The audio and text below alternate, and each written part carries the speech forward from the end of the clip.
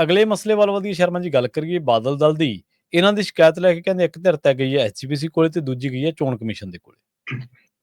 ਦੇਖੋ, ਜਿੱਥੋਂ ਤੱਕ ਸ਼੍ਰੋਮਣੀ ਅਕਾਲੀ ਦਲ ਬਾਦਲ ਧਿਰ ਦਾ ਸਵਾਲ ਹੈ, ਹਾਂਜੀ, ਲਗਾਤਾਰ ਸੋਸ਼ਲ ਮੀਡੀਆ ਦੇ ਹਵਾਲੇ ਨਾਲ ਜੇ ਮੈਂ ਦੇਖਾਂ ਤਾਂ ਲਗਭਗ ਇਹਨਾਂ ਦੇ ਆਈਟੀ ਸੈੱਲ, ਇਹਨਾਂ ਦੇ ਸਮਰਥਕ, ਕਿਉਂਕਿ ਭਗਤ ਤਾਂ ਹਰੇਕ ਕੋਲ ਹੈਗੇ ਨੇ ਆਪਣੇ ਕੁਝ, ਹਾਂਜੀ ਹਾਂਜੀ ਹੈਗੇ ਨੇ, ਸੋ ਇਹਨਾਂ ਕੋਲ ਵੀ ਆਪਣੇ ਭਗਤ ਹੈਗੇ ਨੇ।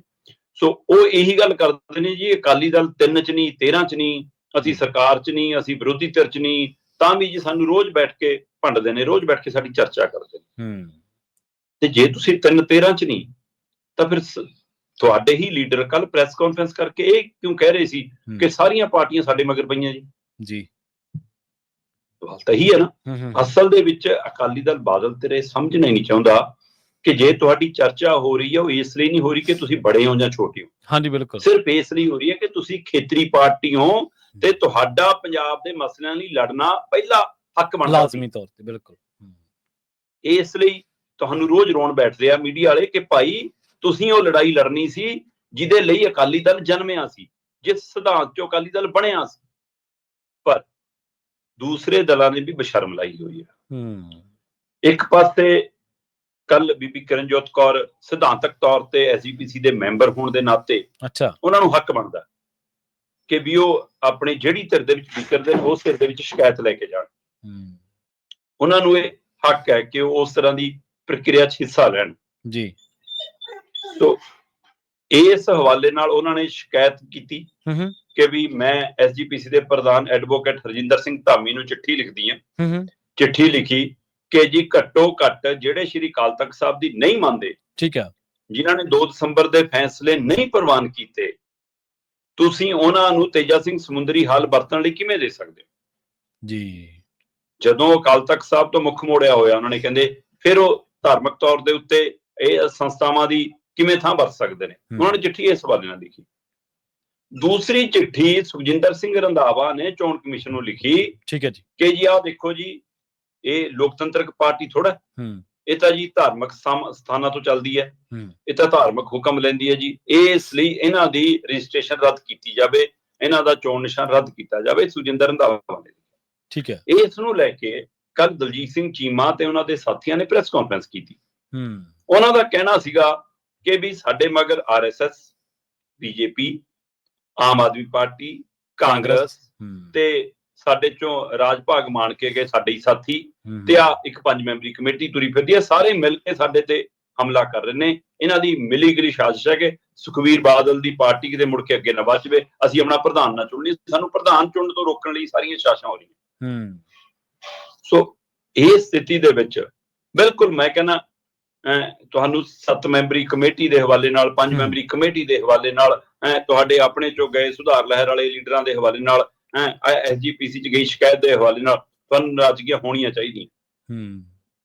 ਪਰ ਜਦੋਂ ਤੁਸੀਂ ਚੋਣ ਮੈਦਾਨ 'ਚ ਨਿੱਤਰਦੇ ਹੋ, ਚੋਣ ਰਾਜਨੀਤੀ 'ਚ ਨਿੱਤਰਦੇ ਹੋ, ਤਾਂ ਇੱਕ ਦੂਸਰੇ ਤੇ ਅਜਿਹੇ ਦੋਸ਼ ਆਰੋਪ ਲੱਗਦੇ ਰਹਿੰਦੇ ਨੇ। ਸਹੀ ਹੈ। ਹਾਂ, ਜਿਹੜਾ ਸਵਾਲ ਵਾਜਬ ਹੈ ਉਹਨਾਂ ਦਾ, ਉਹ ਸਵਾਲ ਇਹ ਹੈ ਕਿ ਸੁਖਜਿੰਦਰ ਰੰਧਾਵਾ ਜਿਹੜੀ ਚਿੱਠੀ ਲਿਖ ਰਹੇ ਨੇ ਚੋਣ ਕਮਿਸ਼ਨ ਨੂੰ, ਉਹ 'ਚ ਲਿਖ ਰਹੇ ਨੇ ਕਿ ਮੇਰਾ ਨਾਂ ਗੁਪਤ ਰੱਖਿਆ ਜਾਵੇ।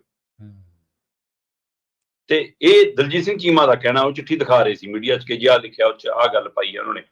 ਤੇ ਸਵਾਲ ਇਹ ਹੈ ਦਲਜੀਤ ਚੀਮਾ ਹੋਰਾਂ ਦਾ ਕਿ ਫਿਰ ਸਾਨੂੰ ਇਹ ਦੱਸੋ ਕਿ ਜੀ ਇਹ ਚਿੱਠੀ ਸੁਖਜਿੰਦਰ ਰੰਧਾਵਾ ਨੇ ਜੇ ਗੁਪਤ ਲਿਖਾਈ ਸੀ ਤਾਂ ਫਿਰ ਮੀਡੀਆ ਨੂੰ ਵੰਡ ਕੇ ਕਿਉਂ ਪ੍ਰਚਾਰੀ?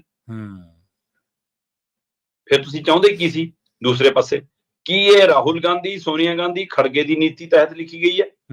ਕੀ ਇਹ ਪੰਜਾਬ ਕਾਂਗਰਸ ਦੇ ਪ੍ਰਧਾਨ ਰਾਜਾ ਵੜਿੰਗ ਦੀ ਨੀਤੀ ਤਹਿਤ ਲਿਖੀ ਗਈ ਹੈ? ਕੀ ਇਹ ਚਿੱਠੀ ਰਾਸ਼ਟਰੀ ਕਾਂਗਰਸ ਨੇ ਲਿਖੀ ਹੈ? ਕੀ ਇਹ ਸਟੇਟ ਕਾਂਗਰਸ ਨੇ ਲਿਖੀ ਹੈ? ਕੀ ਇਹ ਸੁਖਜਿੰਦਰ ਰੰਧਾਵਾ ਨੇ ਲਿਖੀ ਹੈ? ਮਤਲਬ ਇਹ ਤੁਹਾਡਾ ਸਟੈਂਡ ਹੈ ਕਿ ਤੁਹਾਡੀ ਪਾਰਟੀ ਦਾ ਸਟੈਂਡ ਹੈ? ਇਹ ਸਪਸ਼ਟ ਕਰੋ। ਇਹ ਸਪਸ਼ਟ ਨਹੀਂ ਕੀਤਾ ਗਿਆ ਜੀ। ਹੁਣ ਪਹਿਲੂ ਆਵੇ ਕਿ ਇਹ ਸਥਿਤੀ ਬਣੀ ਕਿਉਂ?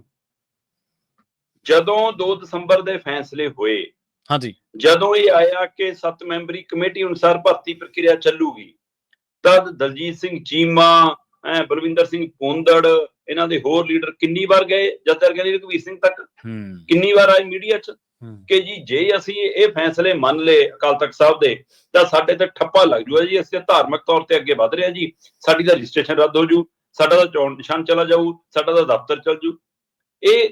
ਇਹ ਗੱਲ ਉਭਾਰੀ ਕਿਹਨੇ? ਬਿਲਕੁਲ ਬਿਲਕੁਲ, ਤੁਸੀਂ ਉਸ ਦਿਨ ਕਹਿੰਦੇ ਕਿ ਭਾਈ ਸ਼੍ਰੋਮਣੀ ਅਕਾਲੀ ਦਲ ਅਕਾਲ ਤਖਤ ਸਾਹਿਬ ਚੋਂ ਹੀ ਜਨਮੀ ਹੈ, ਉਹਦੀ ਛਤਰ ਛਾਇਆ 'ਚ ਜੰਮੀ ਪਲੀ ਹੈ, ਐਸਜੀਪੀਸੀ ਦਾ ਅਗਲਾ ਹੀ ਵਿੰਗ ਹੈ, ਇਸ ਲਈ ਅਸੀਂ ਤਾਂ ਸਿਧਾਂਤ ਤੇ ਖੜਾਂਗੇ, ਸਾਡੇ ਕੁਝ ਰੱਦ ਹੁੰਦਾ ਹੋ ਜਵੇ, ਅਸੀਂ ਗੁਰੂ ਦਾ ਪੱਲਾ ਨਹੀਂ ਛੱਡ ਸਕਦੇ, ਅਸੀਂ ਸੰਗਤ ਦਾ ਪੱਲਾ ਨਹੀਂ ਛੱਡ ਸਕਦੇ, ਅਸੀਂ ਪੰਜਾਬ ਦਾ ਪੱਲਾ ਨਹੀਂ ਛੱਡ ਸਕਦੇ, ਫਿਰ ਤਾਂ ਅਸੀਂ ਤੁਸੀਂ ਲੜ ਰਹੇ ਹੋ। ਇਹ ਫਾਰਮੂਲਾ ਸਿੱਟਿਆ ਕਿਹਨੇ ਲੋਕਾਂ 'ਚ? ਜੀ ਜੀ ਬਿਲਕੁਲ, ਕਿ ਹਾਂ ਜੀ ਸਾਡੇ ਚੋਣ ਨਿਸ਼ਾਨ ਨੂੰ ਖਤਰਾ, ਸਾਡੀ ਪਾਰਟੀ ਨੂੰ ਖਤਰਾ, ਸਾਡੀ ਰਜਿਸਟ੍ਰੇਸ਼ਨ ਨੂੰ ਖਤਰਾ। ਹੁਣ ਅਗਲਿਆਂ ਨੇ ਉਹ ਫਾਰਮੂਲਾ ਅਪਣਾ ਲਿਆ, ਤੁਹਾਡੀ ਉਹ ਕਈ ਗੱਲ ਫੜ ਲਈ, ਅਗਲਿਆਂ ਨੇ ਸ਼ਿਕਾਇਤ ਕਰਤੀ ਕਿ ਦੇਖੋ ਜੀ ਫਿਰ ਤੁਸੀਂ ਆਪਣੇ ਦਫ਼ਤਰ 'ਚ ਕਰਦੇ ਇਜਲਾਸ, ਫਿਰ ਤੁਸੀਂ ਧਾਰਮਿਕ ਸਥਾਨ ਚੁਣਿਆ ਕਿਉਂ? ਇਹ ਸਵਾਲ ਕੋਈ ਨਹੀਂ ਉਹਨਾਂ ਨੂੰ ਕਰ ਰਿਹਾ। ਪਰ ਮੇਰਾ ਸਵਾਲ ਕਾਂਗਰਸ ਦੇ ਲੀਡਰ ਸੁਖਜਿੰਦਰ ਰੰਧਾਵਾ ਨੂੰ ਜ਼ਰੂਰ ਹੈਗਾ ਕਿ ਭਰਾਵਾ ਤੇਰੇ ਆਪਣੇ ਘਰੇ ਤਾਂ ਪਾਰਟੀ 'ਚ ਇੰਨਾ ਕਲੇਸ਼ ਆ ਤੇ ਤੂੰ ਉਹ ਤਾਂ ਸਾਹਮਣੇ ਹੁੰਦਾ। ਅਕਾਲੀ ਦਲ ਦਾ ਤੈਨੂੰ ਫਿਕਰ ਪਿਆ, ਅਕਾਲੀ ਦਲ ਦਾ ਫਿਕਰ ਅਕਾਲੀ ਦਲ ਵਾਲੇ ਕਰ ਲੈਣਗੇ, ਪੰਜਾਬ ਚਿੰਤਕ ਕਰ ਲੈਣਗੇ, ਸਹੀ ਹੈ, ਤੁਸੀਂ ਆਪਣੀ ਪਾਰਟੀ ਦਾ ਕਰ ਲਓ। ਤੁਹਾਡੀ ਪਾਰਟੀ ਤਾਂ ਮੁੱਖ ਮੰਤਰੀਆਂ ਦੇ ਸਿਰ ਪਿੱਟਦੇ ਨੇ, ਹੈਨਾ। ਤੇ ਕੱਲ ਮੀਡੀਆ ਨਾਲੇ ਗੱਲ ਕਰਦੇ ਆ, ਸੁਖਜਿੰਦਰ ਰੰਧਾਵਾ ਬੋਲ ਰਿਹਾ ਸੀ, ਹਾਂਜੀ ਇਹ ਜੀ ਸਾਡੇ ਪ੍ਰਧਾਨ ਬਦਲਣ ਵਾਲਾ ਕੋਈ ਮਸਲਾ ਨਹੀਂ ਜੀ। ਅੱਛਾ, ਪੰਜਾਬ 'ਚ ਜੀ ਸਾਡੀ ਕਾਂਗਰਸ 'ਚ ਸਲੀਪਰ ਸੈੱਲ ਬੈਠੇ ਨੇ ਜੀ, ਬੀਜੇਪੀ ਦੇ ਬੰਦੇ ਬੈਠੇ ਨੇ। ਇਹ ਰਾਹੁਲ ਗਾਂਧੀ ਵਾਲੀ ਬੋਲੀ, ਰਾਹੁਲ ਗਾਂਧੀ ਗੁਜਰਾਤ 'ਚ ਬੋਲ ਕੇ ਹਟਿਆ ਜਾਂ ਕਈ ਸਟੇਜਾਂ ਤੇ ਬੋਲ ਕੇ ਹਟਿਆ, ਉੱਥੋਂ ਤਾਜ਼ਾ ਸੁਣ ਕੇ ਆਏ ਨੇ। ਸੋ ਅੱਛਾ ਜੀ, ਫਿਰ ਜਦੋਂ ਸਵਾਲ ਆਇਆ ਕਿ ਜੀ ਫਿਰ ਤੁਹਾਡੀ ਏਕਤਾ ਹੈਗੀ ਆ, ਬਾਕੀਆਂ ਦਾ ਮੈਨੂੰ ਪਤਾ ਨਹੀਂ ਜੀ, ਰਾਣਾ ਗੁਰਜੀਤ ਨਾਲ ਤਾਂ ਮੇਰੀ ਬੋਲਚਾਲ ਨਹੀਂ। ਅੱਛਾ, ਪਰ ਤੂੰ ਦੂਜਿਆਂ ਦੇ ਘਰੇ ਜਾ ਉੱਥੇ ਸੈਟਲ ਕਰਨ ਨੂੰ ਫਿਰਦਾ ਤੇ ਆਪਣੇ ਘਰੇ ਤੂੰ ਕਹਿੰਦਾ ਮੈਂ ਇਹਦੇ ਨਾਲ ਨਹੀਂ ਬੋਲਦੇ ਸੀ, ਉਹਦੇ ਨਾਲ ਨਹੀਂ ਬੋਲਦੇ। ਤੁਹਾਡੇ ਆਪਣੇ ਘਰੇ ਤਾਂ ਐਡਾ ਬੜਾ ਕਲੇਸ਼ ਆ। ਹੋਰ ਛੱਡੋ, ਸੁਖਜਿੰਦਰ ਰੰਧਾਵਾ ਜੀ ਨੂੰ ਪੁੱਛਿਆ ਗਿਆ ਕਿ ਜੀ ਪੰਜਾਬ 'ਚ ਫਿਰ ਕਾਂਗਰਸ 2027 'ਚ ਜਦੋਂ ਲੜੂਗੀ ਤਾਂ ਸੀਐਮ ਦਾ ਚਿਹਰਾ ਨਹੀਂ ਜੀ, ਅਸੀਂ ਬਿਨਾਂ ਸੀਐਮ ਦੇ ਚਿਹਰੇ ਤੋਂ ਲੜਾਂਗੇ।